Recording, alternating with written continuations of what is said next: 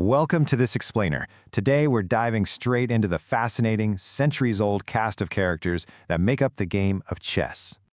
Now you might be wondering, who truly holds the power on the board? Most people would instantly guess it's all about the king or the queen, right?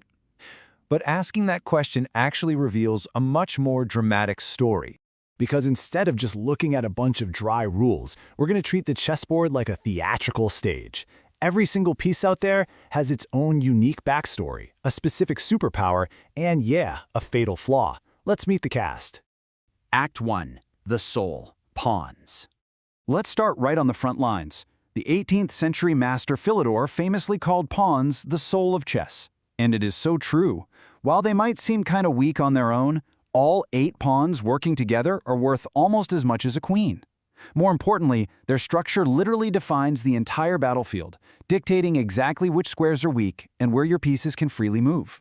What's absolutely wild about pawns is their sheer commitment. They move completely differently than they capture. They march straight forward, 1 square at a time, or optionally 2 on their very first move, but they only capture diagonally.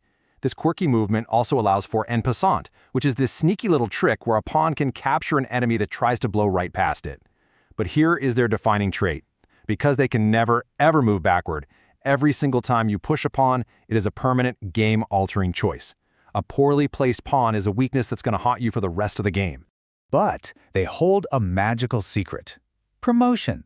If a humble pawn actually manages to survive and reach the opposite end of the board, it transforms into any piece you want, which is almost always a queen. This incredible potential means even a single-pass pawn can become a massive, game-winning threat in the endgame. Seriously, so many epic battles come down to just escorting one little pawn to the 8th rank. Act 2. The crafty minor pieces.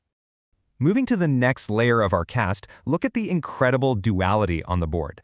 The knight is this short-range trickster that moves in a quirky L shape, and it's actually the only piece that can jump right over others. Meanwhile, the bishop is a long-range sniper that just glides infinitely along the diagonals. What's historically fascinating here is that the knight's movement hasn't changed in literally 1,500 years, whereas the bishop evolved from a medieval war elephant to gain its unlimited board-crossing range.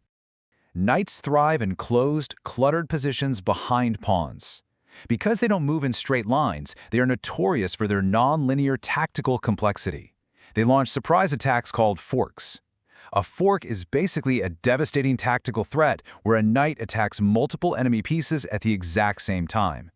It is incredibly difficult for the human brain to calculate, especially when you're under time pressure. Bishops, on the other hand, are strictly confined to a single color for the entire game. And this brings us to the absolute tragedy of the bad bishop. This happens when a bishop is rendered completely passive, totally blocked in by its own pawns that are stuck on the exact same color squares. Avoiding this terrible fate is a huge strategic priority from your very first move. So, check out this data from NovaChess. Despite centuries of classical wisdom telling us that the long-range bishop is slightly better, the crafty knight actually holds a statistically significant advantage in practical play at almost all skill levels. Basically, when humans play against humans, the knight's tricky, rule-bending jumps just tend to win out. Act 3. The heavy artillery. Rooks. Next up, the heavy artillery that bookends your army. The rook is a powerhouse that moves in straight horizontal and vertical lines across any unobstructed squares. People often call it a sleeping giant because it takes a while to wake up in the opening. You have to clear out your pawns and develop your other pieces first. But once a rook finds an open file, its ability to execute a tactical rook lift and trampoline from flank to flank with breathtaking speed is absolute nightmare fuel for your opponent. Act 4. The ultimate power. The queen. Let's move to the most feared character on the stage. It is so fascinating to see how the queen's historical evolution perfectly mirrors real-world cultural shifts. Back in the 6th century in India, this piece was known as a male vizier and could only move one measly square diagonally. By the 10th century in the Arab world, it was second only to pawns in abject powerlessness. But when chess arrived in 15th century Europe, boom! The piece transformed into an absolute powerhouse that can move any distance in any direction, a shift historians directly link to the rise of strong European queens. She totally dominates the middle game and end game, but honestly, the queen is a bit of a diva.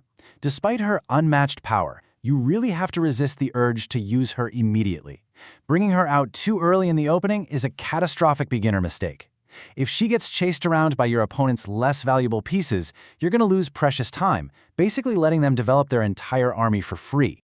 Act 5. The fragile VIP, the king. Finally, we reach the paradoxical VIP of the board. Without the king, the game literally ceases to exist. He moved just one square in any direction, but he possesses arguably the greatest character arc in chess. In the opening and middle game, he is incredibly fragile. You absolutely must hide him behind a wall of pawns using castling, that special rule where you move two pieces at once, tucking the king away to safety while activating your rook. But in the endgame, the script flips. The king transforms into an active, powerful fighter that marches boldly right into the center of the board to support his pawns. Since exposing the king prematurely is the #1 way games are lost at every single level, the entire match revolves around preventing checkmate. The word checkmate actually derives from the ancient Persian phrase shah-mat, which literally means the king is helpless and cannot escape an attack. It is the ultimate declaration of doom. To put the king's endgame strength into perspective, late 19th century theorists like Steinitz boldly assigned a numerical value of 4 to an active king once the board clears out. That mathematically makes the king stronger than a knight or a bishop in the final act of the game. Finale, the ensemble. But of course, no single piece wins a war all on its own. Understanding each piece's personality is actually about mastering how they interact, coordinate, and cover for each other's flaws. For instance, two bishops working together perfectly controlled both color complexes. The queen and knight, the royal duo, coordinate beautifully to create simultaneous overlapping threats. And two rooks? They can seamlessly slice up the board to cut off the opposing king and deliver checkmate with almost no help. And this brings us to positional dominance. Chess is a game of quid pro quo. Piece coordination is so absolutely vital that grandmasters will literally sacrifice their most powerful piece, yes, even the queen, just to achieve it. True mastery means realizing that the harmony and strategic placement of your surviving cast is way more important than just hoarding material. So, as you think about this incredible theatrical cast of sleeping giants, long-range snipers, and fragile VIPs, I want you to consider something. Which piece truly reflects how you navigate your own battles? Are you a crafty knight, jumping over obstacles, or maybe a patient rook, waiting for the absolute perfect moment to strike?